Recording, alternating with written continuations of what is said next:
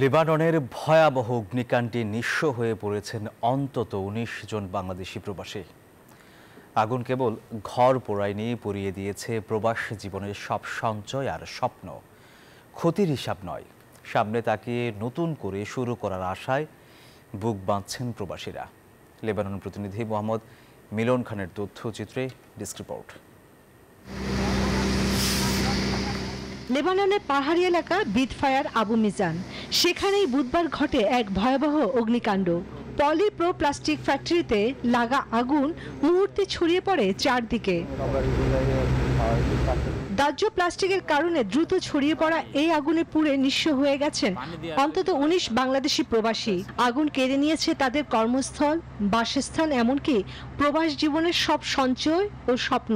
তারপর আপনার plastic company লাগে পুরো ছড়াই গেছে। ছড়ানো যাওয়ার পর সবারই গেছে ঘরে তো বাইরের সাথে সাথে মনে হয় ১ মিনিট পরে মনে হয় আরো ধাপ করে লাগছে।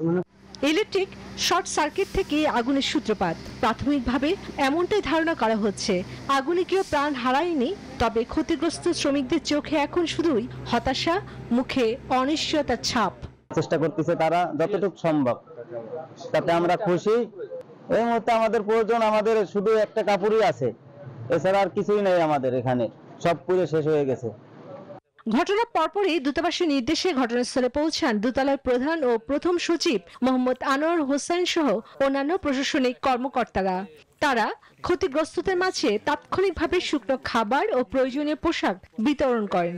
আমরা তাৎক্ষণিকভাবে তাদের খাবার দাবারের জন্য কিছুটা ব্যবস্থা করেছি এবং তাদের যে প্রয়োজনটা আছে সেটা আমরা জেনে প্রয়োজনীয় ব্যবস্থা গ্রহণ করব বাংলাদেশ দূতাবাস পক্ষ থেকে।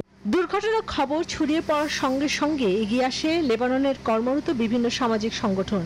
প্রবাসী একের পর এক এমন দুর্ঘটনা আবারও তুলে ধরছে প্রবাসীদের অনিরাপত্তা ও দুরবস্থার বাস্তবতা।